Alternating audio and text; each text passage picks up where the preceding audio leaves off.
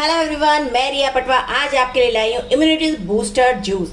जी हाँ, ये जूस आप डेली पी सकते हैं, 12 महीने पी सकते हैं। ये ना सिर्फ हमारी इम्यूनिटी को जो है वो अच्छा रखेगा, इवन हमारी स्किन बहुत अच्छी रखेगा, हमारे जो हेयर हैं उनके लिए बहुत अच्छा है, हमारे नेल्स के लिए बहुत अच्छा है।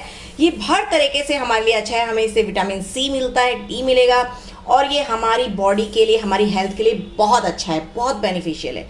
तो चलिए शुरू करते हैं। इसके लिए हमें क्या क्या चाहिए, मैंने यहाँ पे 1 ग्लास का मेजरमेंट दे रही हूँ। 3 से 4 मैंने यहाँ पे कैरेट लिया है। अभी जो है रेड कैरेट नहीं मिलती तो मैंने ऑरेंज कैरेट लिया है। 1 बीटरूट, 2 आंवला और 1 स्मॉल एप्पल लिया है। आपको 2 ग्लास या 3 ग्लास जितना बनाना है उसके हिसाब से आप क्वांटिटी बढ़ा सकते हैं। अब बात करते हैं गाजर के फ़ायदे की। जैसे कि आप सभी जानते हैं, गाजर जो है हमारी स्किन को यंग रखती है और हमारे हेयर के लिए बहुत अच्छी है। इसका जूस पीने से हमारा हार्ट मजबूत रहता है।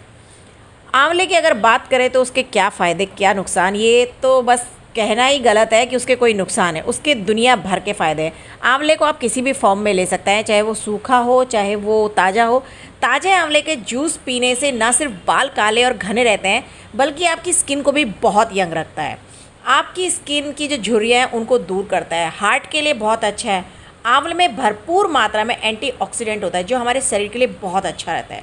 एप्पल की अगर बात करें तो एप्पल जो है हार्ट के लिए बहुत अच्छा रहता है, ये सभी जानते हैं।